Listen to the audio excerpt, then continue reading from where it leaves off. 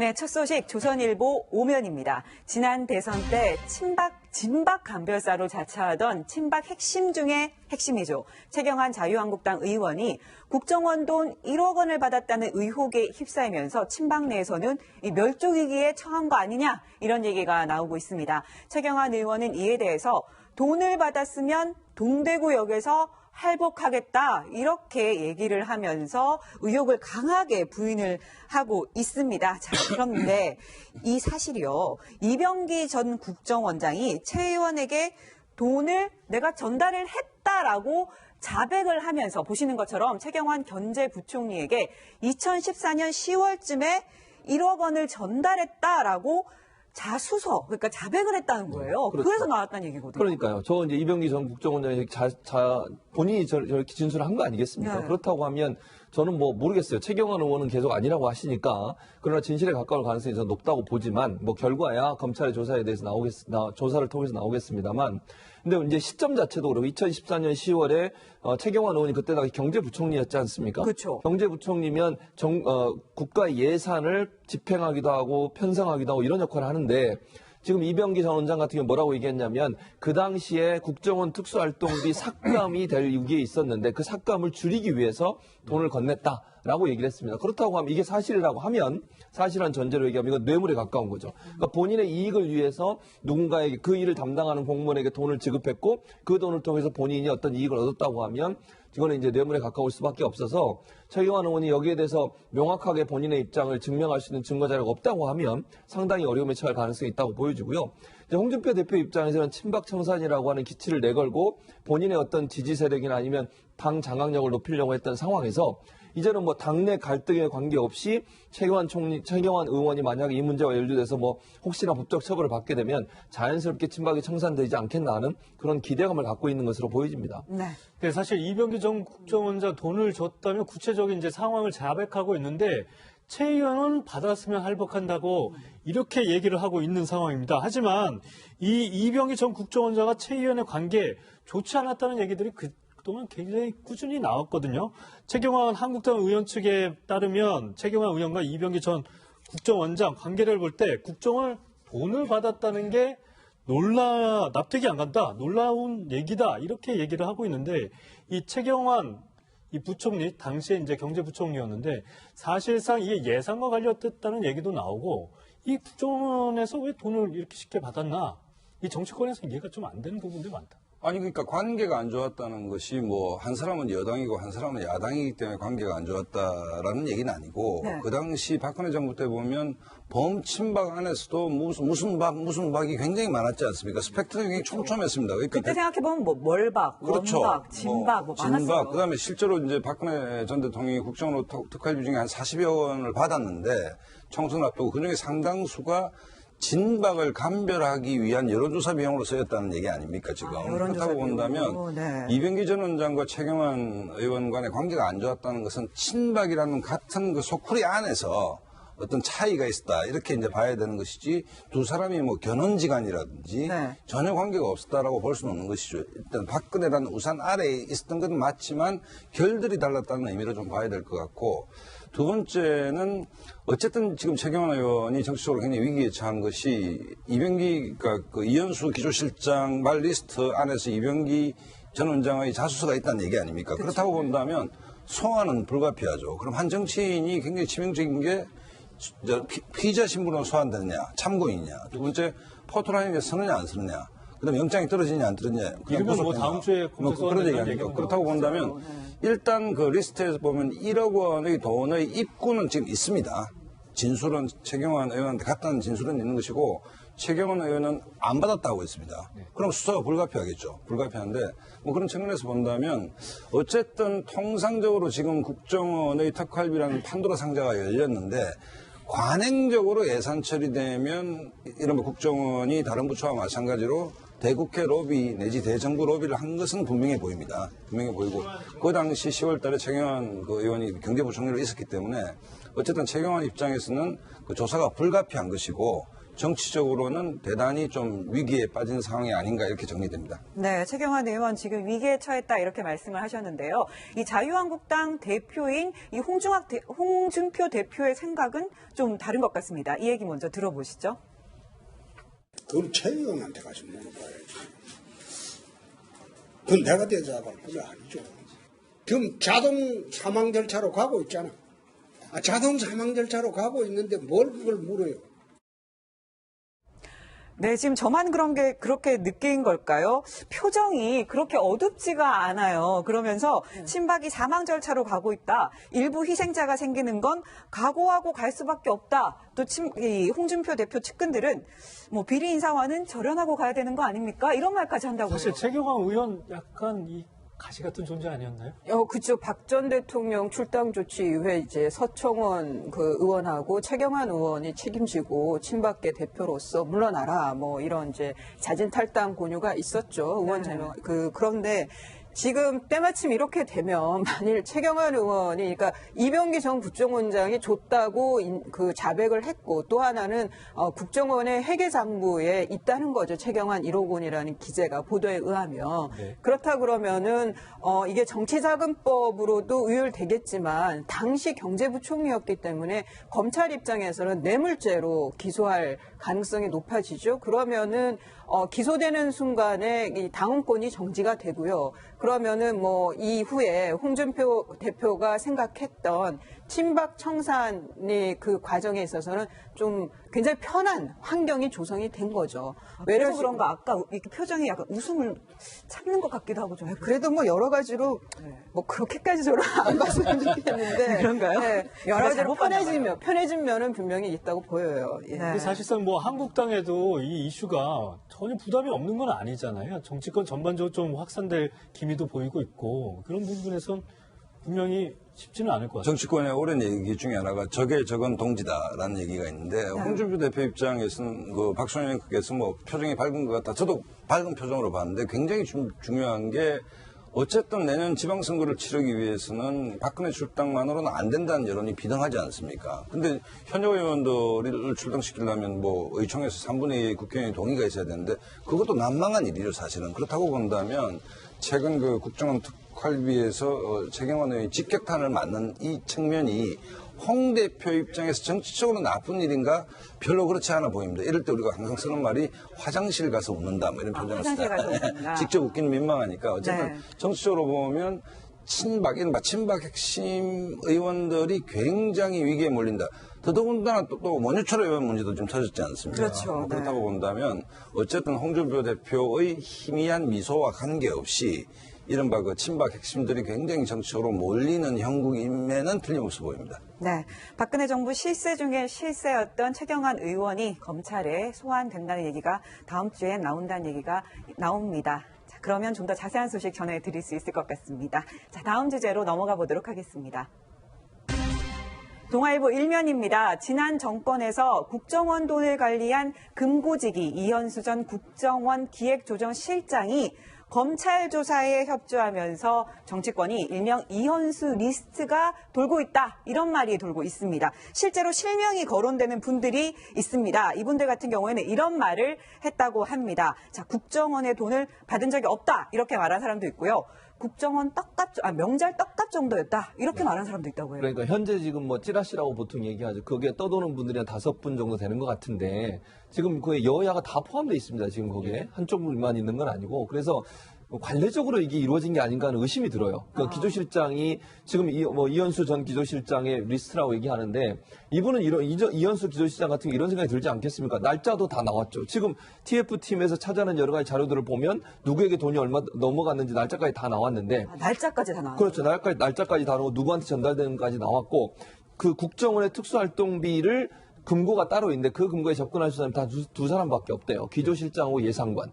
딱 2명만? 그렇죠. 그리고 예산을 집행하기 전에는 특수활동비 예산을 집행하기 전에는 원장의 승인을 받는 거죠. 그러니까 3명 이상 알게 되는 거죠, 결국은. 그런 상황에서 이현수 전 기조실장이 그냥 입을 닫고 있으면 그러면 본인이 모든 걸 유용했다고 하는 그런 의심을 받을 수 있지 않겠습니까? 아. 누군가에게 전달했다고 하는 게 명확해야, 즉 돈을 받은 사람이 명확해야 본인은 그냥 전달자 역할만 했지 본인이 그걸 착복하거나 유용한 적이 없다라고 하는 본인의 죄를 경감시키거나 아니면 본인이 죄가 없다는 부분을 강조하기 위해서라도 어쩔 수 없이 이름을 불어야 되는 상황이 된 것 같고 또 한 가지는 이제 검찰에서 그런 얘기를 하더라고요.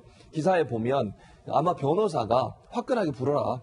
화끈하게 불어라? 그래야 본인이 산다. 아마 이렇게 설득한 게 아닌가 하는, 모르겠어요. 이거는 아직 확인된 게 아니니까. 그러니까 확인된 건 아니지만 변호사 입장에서 그렇게 얘기할 수 있는 거 아니겠습니까? 지금 이렇게 된 마당에 이현수 기조실장이 만약 입을 닫고 있을 때는 본인이 피해를 당할 수도 있는 상황이니 어쩔 수 처벌은 받아야 되는 상황이고, 그렇다고 하면 실제 돈을 누구한테 전달하는지를 명확하게 밝히는 것이 도리어 이현수 기조실장 입장에서는 본인의 처벌을 조금이라도 줄일 수 있는 방법이다라고 판단했을 가능성이 있는 것으로 보여집니다. 근데 서초동에서 또 얘기는 이현수 기조실장이 갔을 때 이미 검찰이 굉장히 많은 걸 알고 있었다는 거예요. 이미 그 내사 상황에서. 그래서 이현수 실장이 입을 더 다물고 어떻게 할 여지가 없을 정도로 아주 많은 걸 알고 있었다라는 얘기도 또 나옵니다. 근데 이현수 전 국정원 기조실장 같은 경우에 사실상 이 어마어마한 해 이제 국정원 예산 한 2천억 정도 되는 걸로 알려지고 있는데 그 돈을 철저하게 이제 관리를 했었고 박근혜 정부 시절 4년 내내 사실 기조실장을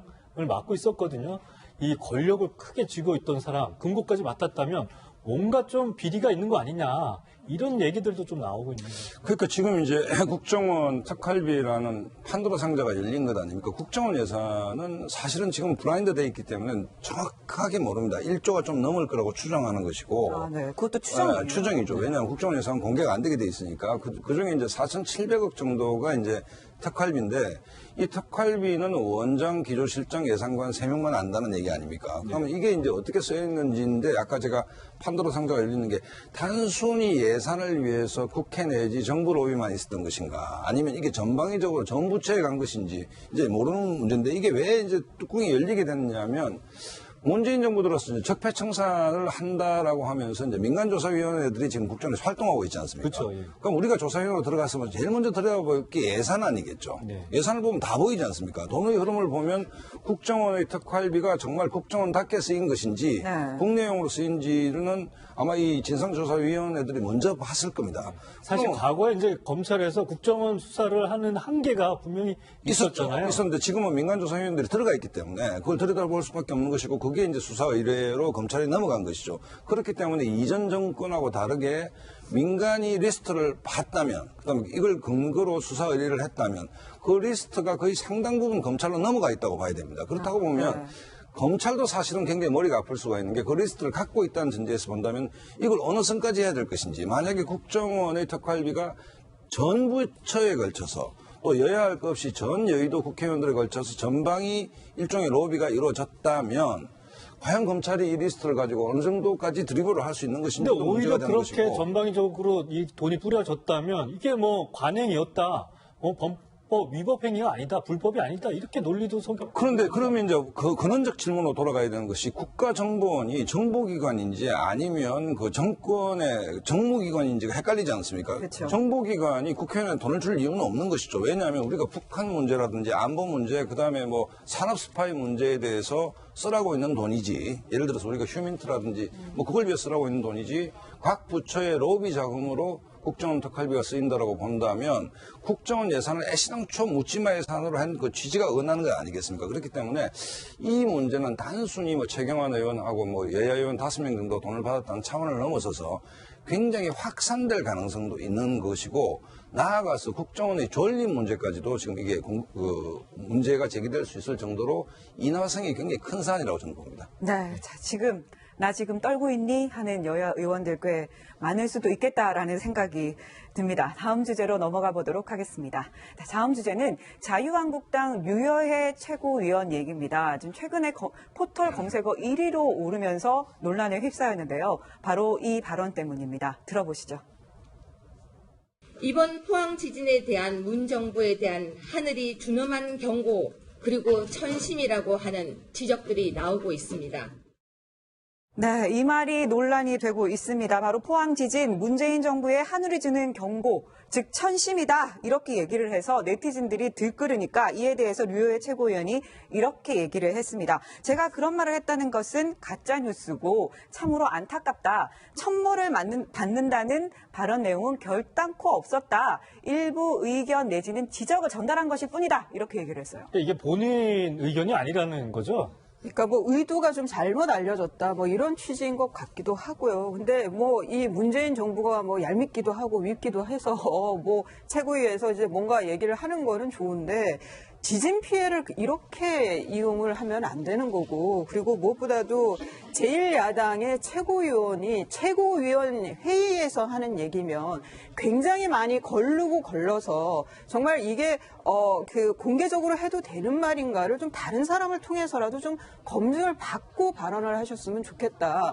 만일 저런 경우가 뭐 내년 지방선거 직전에 저런 그 돌출 발언이 나온다라고 하면은, 개념 없는 발언이 나온다고 하면 정말 선거판을 바꿀 수도 있는 거거든요. 저는 류호열 최고위원 개인의 문제보다는 전 당에서 좀 유 최고위원에 대해서는 좀 엄중 경고를 하든, 뭐 최고위원을 경고한다는 게 좀 우스꽝스럽습니다만은 홍준표 대표께서도 좀 자중하라는 강한 언질은 있어야 될 걸로 보입니다. 네, 최 교수님. 예. 포항 지진은 문재인 정부의 하늘이 주는 경보다. 이거 어떻게 보세요? 그러니까요. 그러니까 비판하려는 의도는 알겠지만 그 포항에 지진 당한 분들은 그럼 하늘의 뜻 때문에 저렇게 당했다는 거 그렇게 오해할 수 있는 내용 아닙니까? 그게 천심이라고 얘기하고 그게 포항에 지진이 일어났잖아요. 근데 왜 문재인 정부가 잘못했는데 포항에서 그러면 지진이 일어납니까?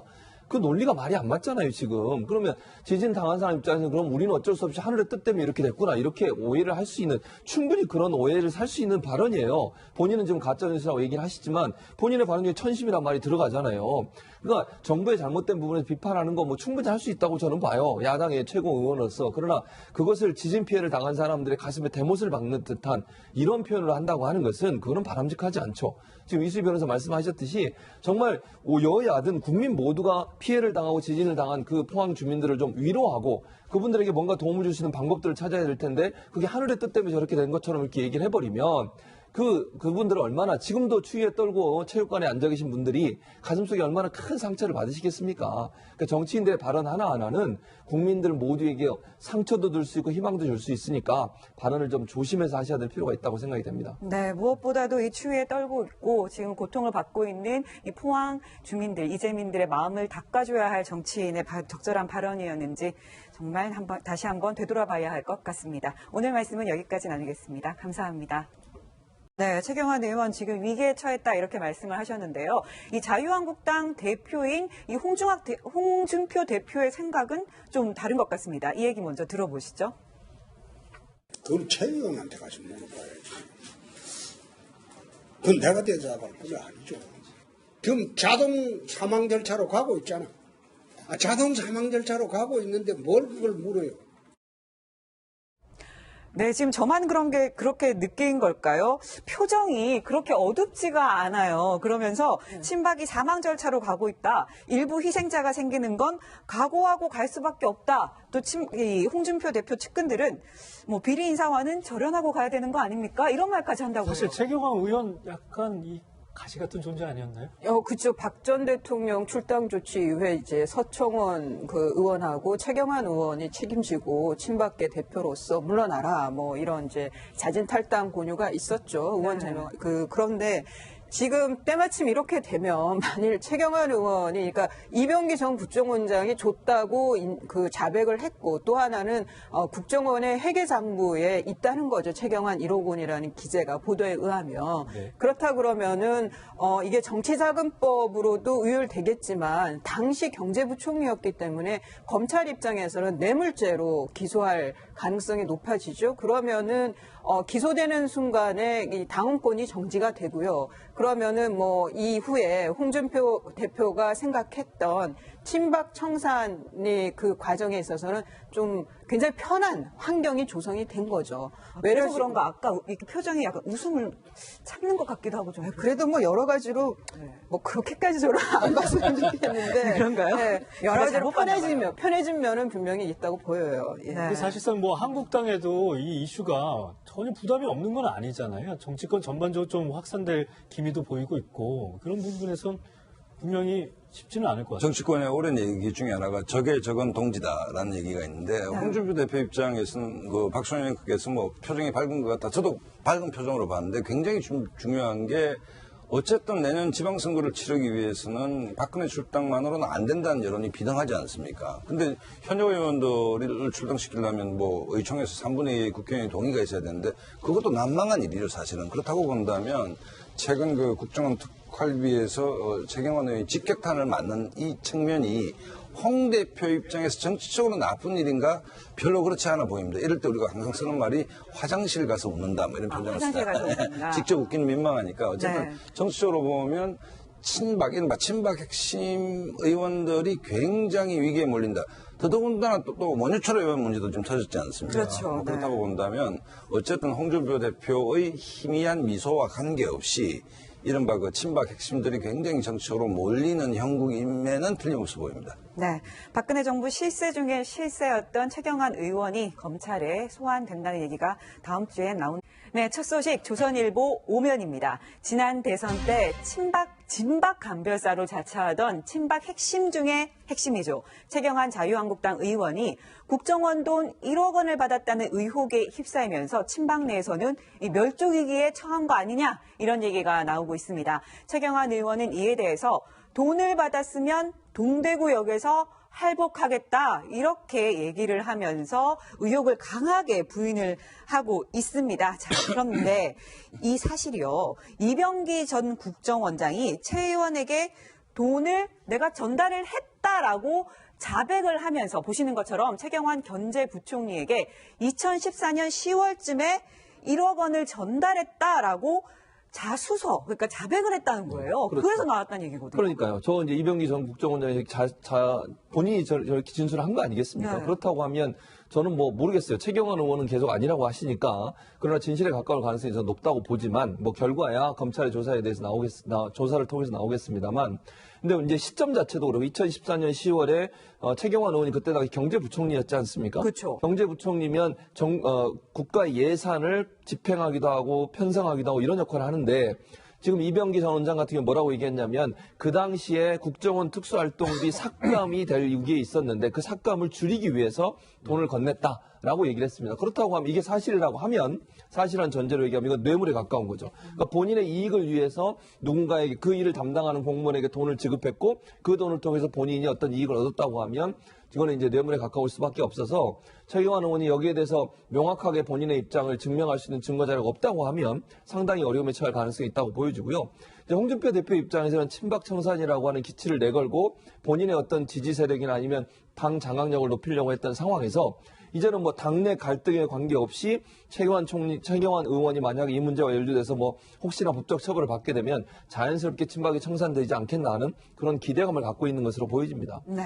네, 사실 이병기 전 국정원장 돈을 줬다면 구체적인 이제 상황을 자백하고 있는데 최 의원은 받았으면 할복한다고 이렇게 얘기를 하고 있는 상황입니다. 하지만 이 이병기 전 국정원장과 최 의원의 관계 좋지 않았다는 얘기들이 그동안 굉장히 꾸준히 나왔거든요. 최경환 한국당 의원 측에 따르면 최경환 의원과 이병기 전 국정원장 관계를 볼 때 국정원을 돈을 받았다는 게 납득이 안 간다, 놀라운 얘기다 이렇게 얘기를 하고 있는데 이 최경환 이 부총리 당시에 이제 경제부총리였는데 사실상 이게 예산과 관련됐다는 얘기도 나오고 이 국정원에서 왜 돈을 이렇게 쉽게 받았나 이 정치권에서 이해가 좀 안 되는 부분들이 많다. 아니 그러니까 관계가 안 좋았다는 것이 뭐 한 사람은 여당이고 한 사람은 야당이기 때문에 관계가 안 좋았다라는 얘기는 아니고 네. 그 당시 박근혜 정부 때 보면 범친박 안에서도 무슨 박이 굉장히 많았지 않습니까? 스펙트럼이 굉장히 촘촘했습니다. 그러니까 그때 생각해보면 뭐 멀박, 그렇죠. 원박, 진박 뭐 많았어요. 진박. 그다음에 실제로 이제 박근혜 전 대통령이 국정으로 특활비 중에 한 40여 원을 받았는데 총선 앞두고 그중에 상당수가 진박을 감별하기 위한 여론조사 비용으로 쓰였다는 얘기 아닙니까, 지금. 여론조사 그렇다고 본다면 비용으로, 네. 이병기 전 원장과 최경환 의원 간의 관계가 안 좋았다는 것은 친박이라는 같은 그 소쿠리 안에서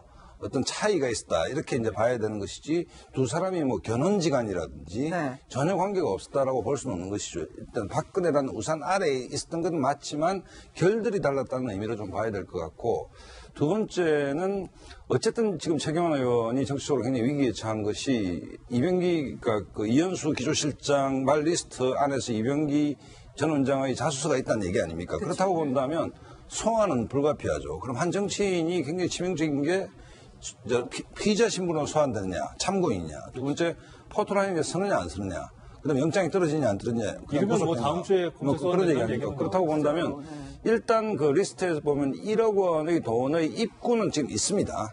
진술은 최경환 의원한테 갔다는 진술은 있는 것이고 최경환 의원은 안 받았다고 했습니다. 그럼 수사가 불가피하겠죠. 불가피한데 뭐 그런 측면에서 본다면 어쨌든 통상적으로 지금 국정원의 특활비라는 판도라 상자가 열렸는데 관행적으로 예산 처리되면 이른바 국정원이 다른 부처와 마찬가지로 대국회 로비 내지 대정부 로비를 한 것은 분명해 보입니다. 분명해 보이고 그 당시 10월 달에 최경환 그 의원이 경제부 총리로 있었기 때문에 어쨌든 최경환 입장에서는 그 조사가 불가피한 것이고 정치적으로는 대단히 좀 위기에 빠진 상황이 아닌가 이렇게 정리됩니다.